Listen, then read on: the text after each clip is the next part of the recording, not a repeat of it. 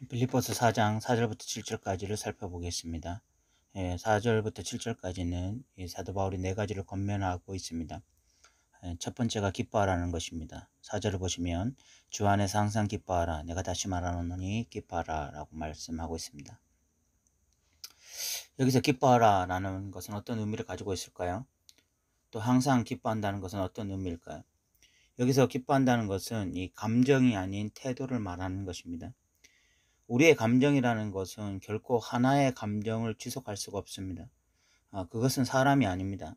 예수님조차도 이 땅에 살아계실 때 뭐 기쁨, 슬픔, 고통, 안타까움, 답답함 이런 여러 가지 감정들을 소유하고 계셨고, 그리고 이제 화가 나실 때는 화를 내시기도 하고, 답답할 때는 답답해 하시기도 하고, 기쁘실 때는 기뻐하시기도 하셨습니다. 만약 어떤 사람이 습해야 될 상황, 뭐 장례식과 같은 그런 상황 속에서도 기뻐하기만 한다면 우리 그 사람을 정상적으로 볼 수가 없잖아요. 슬퍼해야 될 상황에서는 슬퍼할 수 있는 것이 정상적이고, 그것이 또한 사람됨입니다. 사람이라면 마땅히 행동해야 할 태도인 것이죠. 그러므로 우리는 이 기뻐라는 단어를 주의 깊게 묵상하지 않고 너무 단면적으로 이해하는 것을 조심해야 됩니다. 여기서 기뻐라는 것은 뭐 수시때때로 바뀌는 감정적인 기쁨을 말하는 것이 아니라 이 근원적인 기쁨을 말하는 것입니다.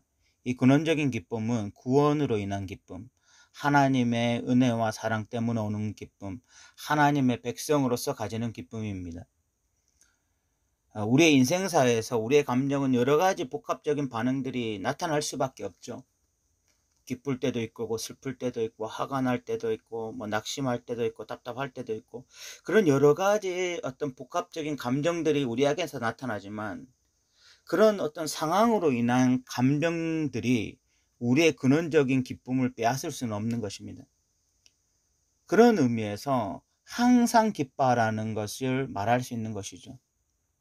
그 항상 기뻐하라는 것은 우리가 가지고 있는 이 하나님의 백성으로서의 정체성, 그 구원의 간격을 소유한 이 하나님의 백성으로서의 정체성을 말하는 것입니다. 두 번째가 이 관용을 모든 사람에게 알게 하라고 말씀하고 있습니다. 이 관용을 모든 사람에게 알게 하라는 것은 모든 사람을 대할 때 마치 그 사람을 하나님처럼 대하는 태도에서 비롯된 행동을 의미하는 것입니다. 이 레위기 19장 9절부터 10절에 보면 추수를 할 때 밥 모퉁이를 다 거두지 말고 고아나 가부나 나그네를 위해서 남겨두라는 말씀이 나옵니다. 그런데 이 말씀이 농사 짓는 분들에게 얼마나 이 잔혹한 말씀인지 몰라요.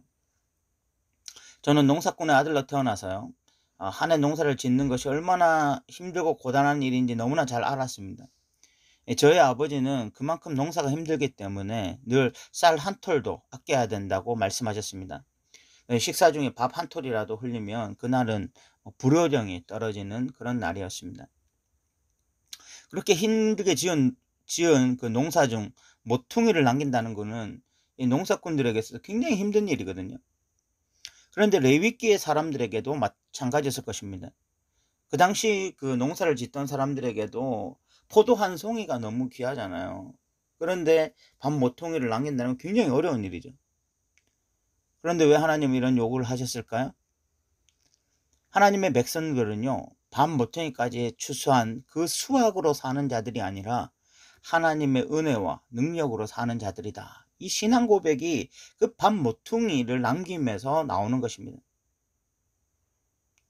이렇게 밥 모퉁이를 남겼을 때 한 번도 보지 못한 그 일면식도 없는 고아, 가부, 나그네를 위해서 이렇게 남기는 것이거든요. 인간적으로 하면 너무 힘들잖아요. 제가 열심히 땀 흘린 것인데 정말 1년 동안 정성을 다해서 키운 그 수확물 중에 일부를 내가 일면식도 없는 사람들을 위해서 남긴다? 너무너무 힘든 일입니다. 그런데 하나님을 묵상하는 거죠. 이 농사를 짓게 하신 하나님, 먹이시고 입히시는 하나님, 나에게 사랑과 자비와 온유를 베푸시는 그 하나님이 묵상되어질 때에, 그때에 이 밥 모퉁이를 남길 수 있게 되는 것입니다. 그리고 그런 사람들을 대접할 수 있는 것이 오히려 기쁨이 될 수 있는 것이죠. 오늘 이 5절 말씀에 너희 관용을 모든 사람에게 알게 하라 주께서 가까우시니라, 이 말씀이 동일한 말씀입니다. 왜 모든 사람에게 우리의 관용을 알게 해야 됩니까? 지금 뭐 우리의 지인 챙기기도 바쁘고요. 뭐 우리 가족 지금 챙기기도 바쁜데 왜 모든 사람들에게 이렇게 해야 됩니까? 하나님 앞에서 사는 삶. 하나님이 우리를 먹이시고 입히시고 하나님의 은혜로 산다고 생각하는 사람들, 그런 사람들의 삶의 태도가 바로 이렇다는 것입니다. 세 번째로 염려하지 말라고 말씀하고 있습니다. 6절에 보면 아무것도 염려하지 말고라고 이야기하고 있죠. 인간을 어떤 면에서는요, 염려의 동물이라고 말할 수가 있습니다. 인간은 가만히 앉아서 어떤 생각을 하면요, 이 감사와 기쁨보다는 염려와 불안이 그 사람을 사로잡는 경우가 훨씬 많습니다. 그만큼 이 염려의 달인들이 이 인간이 아닌가, 그런 생각이 들어요. 그런데 이 성경은 아무것도 염려하지 말라라고 이야기하고 있잖아요. 원어의 뜻으로는요, 이 염려가 들어오는 것을 막아라라는 뜻을 가지고 있습니다. 이 염려가 우리 안으로 침투할 때 그것을 딱 막아야 된다는 것입니다. 그러면 염려가 침투하는 곳이 어디냐면 바로 우리의 마음과 생각입니다. 그래서 7절에 보면 모든 지각에 뛰어난 하나님의 평강이 그리스도 안에서, 예수 안에서 너희 마음과 생각을 지키시리라 라고 이야기하고 있잖아요.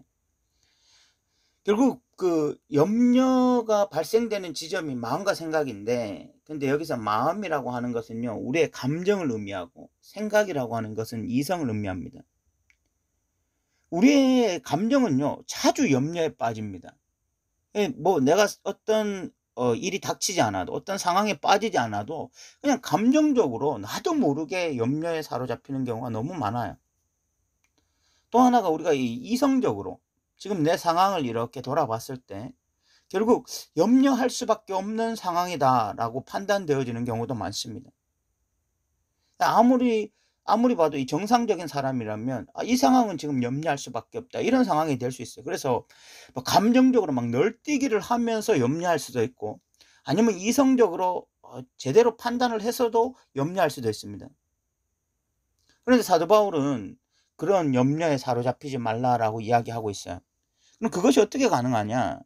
6절에 보면 아무것도 염려하지 말고 다만 모든 일에 기도와 간구로 너희 구할 것을 감사함으로 하나님께 아뢰라. 네 번째 겉면이 그 해답인데 바로 그것이 기도입니다.